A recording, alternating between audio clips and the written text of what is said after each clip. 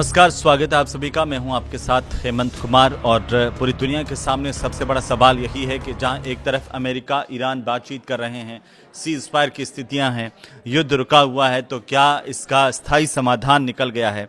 आज की खबर ऐसी है जिसे सुन करके आप चौंक जाएंगे, क्योंकि अमेरिका ने ईरान के मिसाइल ड्रोन ठिकानों पर बड़ा हमला किया है और ईरान ने भी इस पर जवाबी कार्रवाई की है। अब ईरान ने इस पर बयान भी दिया, कहा कि सीज फायर तोड़ करके अमेरिका पछताएगा। लेकिन इस आखिरकार ये हमला क्यों हुआ, इसके पीछे की वजह क्या है, ये सबसे बड़ा सवाल इस वक्त खड़ा हुआ है। क्योंकि अमेरिका की तरफ से ईरान पर करीब 1 घंटे तक हमले किए गए हैं। अमेरिकी सेना की तरफ से मिसाइल ड्रोन ठिकाने और तटीय रडार साइट्स को भी निशाना बनाया गया है। तो यह सवाल आपके मन में आ सकता है कि एक तरफ तो शांति की बातचीत हो रही है, 60 दिन के समझौते को लेकर के बातचीत का प्लान है, और दूसरी तरफ इस तरीके से अमेरिका ने आखिर हमला क्यों कर दिया और ईरान का इस पर क्या रिएक्शन आया है, वो इस वीडियो में हम डिस्कस करने वाले हैं। दरअसल राष्ट्रपति डोनाल्ड ट्रंप की तरफ से यह कहा गया कि ईरान ने सीज फायर तोड़ा, इसीलिए जवाबी कार्रवाई की गई। ईरान कह रहा है कि अमेरिका ने सीज फायर की शर्तों का उल्लंघन करके अच्छा नहीं किया है। उधर खबर यह है कि अमेरिकी सेंट्रल कमांड ने कहा है कि 25 जून को ईरान ने हॉर्मुज स्ट्रेट में सिंगापुर के cargo ship MV Ever Lovely पर ड्रोन से हमला किया। ईरान की तरफ से ये हमला किया गया, ऐसा अमेरिका की सेंट्रल कमांड ने बताया है। दूसरी तरफ ईरान है कि ईरान की जो सरकारी न्यूज़ एजेंसी है IRNA, उसके मुताबिक जो रिवोल्यूशनरी गार्ड्स हैं, उनकी नौसेना ने ये दावा किया है कि उसने जवाब में क्षेत्र में मौजूद अमेरिकी सैन्य ठिकानों को निशाना बनाया, यानी कि पहले हमला अमेरिका ने किया। ये आरोप अमेरिका और ईरान अब दोनों एक दूसरे पर लगा रहे हैं। और मैं एक बार फिर से आपको बताऊं कि एक तरफ जहां बातचीत कर रहे हैं दोनों देश, वहां पर हमले की स्थितियां क्यों बन रही है, और क्या आप ये जो जंग रुकी हुई देख रहे हैं या बातचीत देख रहे हैं, क्या वो स्थायी है, क्या ये स्थायी सीज फायर है, इसे लेकर के सवाल खड़े हो गए हैं। क्योंकि ईरान की जो संसद सदस्य है इब्राहिम अजीजी ने उन्होंने सोशल मीडिया पर लिखा कि अमेरिका ने एक बार फिर से बातचीत के दौरान ईरान पर हमला किया है। युद्ध विराम का ये उल्लंघन अमेरिका के पीछे हटने और पछतावे की वजह बनेगा। ये बहुत बड़ा बयान आया है। अब अगले घंटों की बात करें, उससे पहले मैं आपको बताऊं पिछले 24 घंटे के 5 सबसे बड़े अपडेट्स अमेरिका ईरान को लेकर के क्या आ रहे हैं। क्योंकि सबसे बड़ी बात यह है कि नाटो देशों पर ईरान का निशाना है, और ईरान ने आरोप लगाया कि अमेरिका और इजराइल के हमले में साथ देने वाले जो नाटो सदस्य हैं,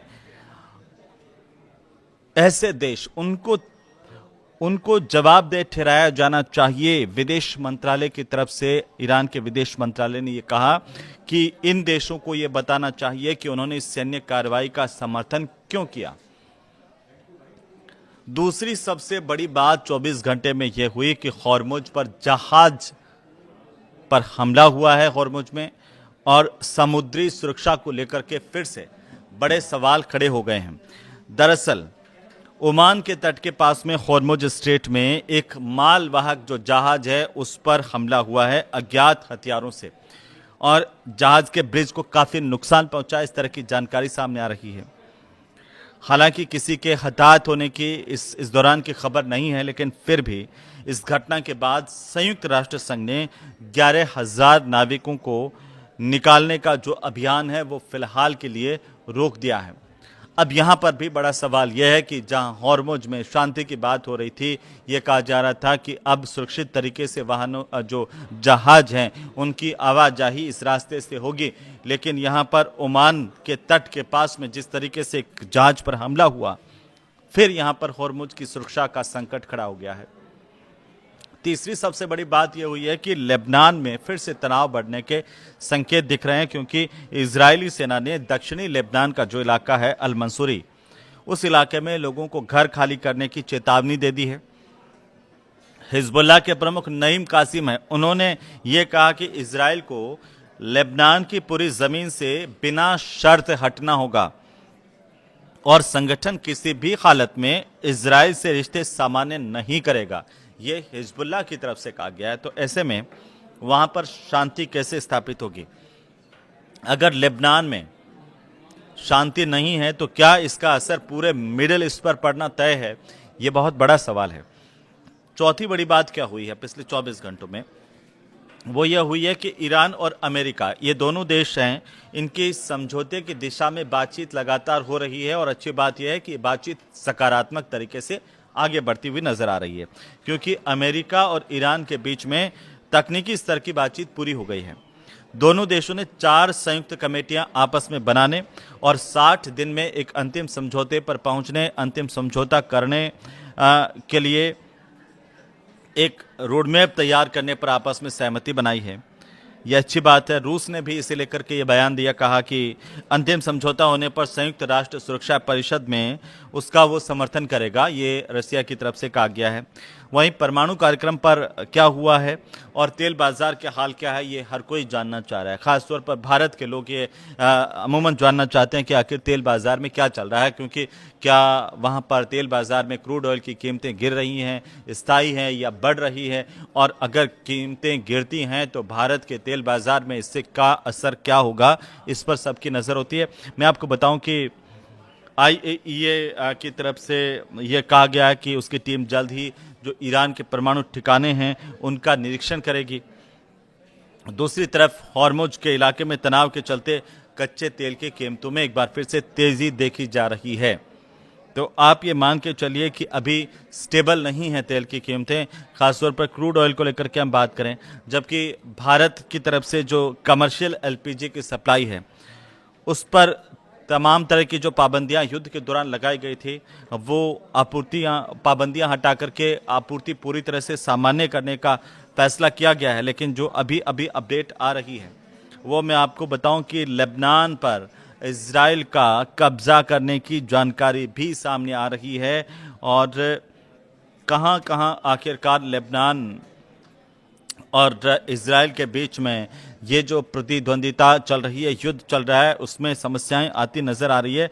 तो एक बड़ा हिस्सा है जहां पर इजराइल ने कब्जा किया है और युद्ध यहां पर थमता हुआ नजर नहीं आ रहा है। लेबनान और इजराइल के मामले को लेकर के अभी और इंतजार करना होगा। लेकिन फिलहाल हम आपको बता दें कि हॉर्मुज पर जिस तरीके से नियंत्रण दिखाने की कोशिश में दोनों जुटे हुए हैं, अमेरिका और ईरान, और यही वजह है कि हॉर्मुज पर अब लगातार अभी भी जो सुरक्षा है जहाज़ों की, उसको लेकर के संकट के बादल मंडरा रहे हैं। मैं आपको बताऊं कि जो एक्सपर्ट हैं उनका ये मानना है कि ईरान अमेरिका दोनों ये आपस में दिखाना चाहते हैं कि हॉर्मुज स्ट्रेट पर नियंत्रण रखने और वहाँ पर गतिविधियों को प्रभावित करने की जो क्षमता है वो उनके हाथ में है। अमेरिका भी यही दिखाना चाहता है पूरी दुनिया को, ईरान भी यही दिखाना चाहते हैं, और हर कोई ये जताने की कोशिश में है कि हॉर्मुज के दादा हम हैं और यहाँ से जो गुजरेगा वो हमसे परमिशन लेके गुजरेगा। ये अमेरिका भी कह रहा है, ईरान भी कह रहा है। और इसी वजह से ये जो हालिया तनाव है, जहां पर हॉर्मुज में भी जहाज पर हमले होने की खबरें आ रही है, वो इसी वजह से आ रही है, ये एक्सपर्ट्स का मानना है। और ये भी बता रहा कि ईरान और अमेरिका के बीच में जो MOU है वो बेहद नाजुक स्थिति में है अभी भी, और किसी भी समय आप टूट सकता है। इस तरह की आशंकाएं एक्सपर्ट्स की तरफ से जताई जा रही हैं। अंतर्राष्ट्रीय मीडिया में जिस तरह की खबरें चल रही हैं, आपको बताएं कि दोनों देशों के हित में यही है कि हालात युद्ध में नहीं बदलें, इसको लेकर के दोनों देश काम करें। जो विशेषज्ञ हैं वो ये चाहते हैं, उनकी राय भी यही है। हालांकि बातचीत के साथ साथ अगले 60 दिनों पर सबकी नज़र है कि इस तरह के तनावपूर्ण घटनाक्रम बार बार देखने को मिल सकते हैं बातचीत के दौरान, लेकिन बातचीत नहीं रुके, बातचीत टूटे नहीं, ये बहुत महत्वपूर्ण बात होगी। अगर ऐसा नहीं हुआ तो हो सकता है कि अंतिम स्तर तक बातचीत पहुंचे और मिडिल ईस्ट में शांति पूरी तरह से बहाल हो जाए। लेकिन अभी जो जानकारी आज आई उसके मुताबिक लेबनान और इजराइल के समझौते के विरोध में बेरूत में भी रैली हुई है। जो लेबनान की राजधानी है बेरूत, वहाँ पर हिजबुल्लाह समर्थक जो है वो इजराइल और लेबनान समझौते के विरोध में सड़कों पर प्रदर्शन करते हुए देखे गए हैं। हिजबुल्लाह के जो समर्थक हैं उन्होंने सड़क जाम करने की कोशिश भी की है और कई जगह पर आग लगा कर के टायरों में प्रदर्शन किया है। और सड़क जाम भी हुई है, लोगों को आवाजाही में परेशानी भी हुई है। लेकिन अमेरिका इस पूरे हमले को लेकर के क्या कह रहा है कि आखिर किसने सीज़फायर इस वक्त तोड़ा है, जब दोनों देशों के बीच में 60 दिन की बातचीत चल रही है। तो ईरान के विदेश मंत्रालय का एक बयान आया है अभी अभी, वो मैं आपको बताता चलूं कि ईरानी सेना ने अमेरिका से जुड़े जो ठिकाने हैं उन पर हमला किया है। ये जानकारी ईरान के विदेश मंत्रालय की तरफ से साझा की गई है और मंत्रालय के मुताबिक ये जो कार्रवाई है वो ईरान के दक्षिण तटीय इलाकों में हुए अमेरिकी हवाई हमलों के जवाब में की गई। यानी कि कहा गया ईरानी विदेश मंत्रालय की तरफ से कि पहले हमला अमेरिका की तरफ से किया गया, इसका मुंहतोड़ जवाब दिया गया। बयान में यह भी कहा गया है कि अमेरिकी हमले संयुक्त राष्ट्र चार्टर और दोनों देशों के बीच में जो बातचीत हो रही है, युद्ध समाप्त करने को लेकर के जो मेमोरेंडम हुआ है उसका घोर उल्लंघन है। और ईरान ने हालांकि ये नहीं बताया कि किन ठिकानों को निशाना बनाया गया है और वे किस स्थान पर स्थित हैं, लेकिन इसे लेकर ईरान ने कड़ी प्रतिक्रिया दी है। और साथ ही साथ मैं आपको बताऊं कि लेबनान इजराइल जो सीमा है उसके पास इजरायली बमबारी भी आज देखने को मिली है, क्योंकि लेबनान की जो नेशनल न्यूज एजेंसी है उसकी खबरें इस तरह से आई है कि इजराइल की जो सेना है उसने रात के वक्त में लेबनान इजरायली सीमा के पास में बमबारी की है। और ये जो इलाका है सीमा से करीब 1.5 किलोमीटर दूर बताया जा रहा है। अभी ईरानी मीडिया ये दावा कर रहा है कि जो अमेरिका की तरफ से हमले किए हैं उनमें किसी तरह का हालांकि कोई नुकसान नहीं हुआ है, लेकिन इसमें युद्ध की आशंकाएं लगातार फिर से गहराती नजर आ रही है। आपको क्या लगता है कि क्या ये युद्ध कभी रुक पाएगा, और आखिर क्यों बार बार जब एक तरफ शांति समझौता हो रहा है, बातचीत हो रही है, ऐसे वक्त में अमेरिका या ईरान क्यों ये आपस में हमला करने का जोखिम उठा रहे हैं? क्या चाहते हैं दोनों देश? इस पर टिप्पणी कीजिए, कमेंट कीजिए, और ये वीडियो आपको अच्छा लगे तो हमें ज़रूर बताइए और साथ ही इसे शेयर भी कीजिए, लाइक भी कीजिए। नमस्कार।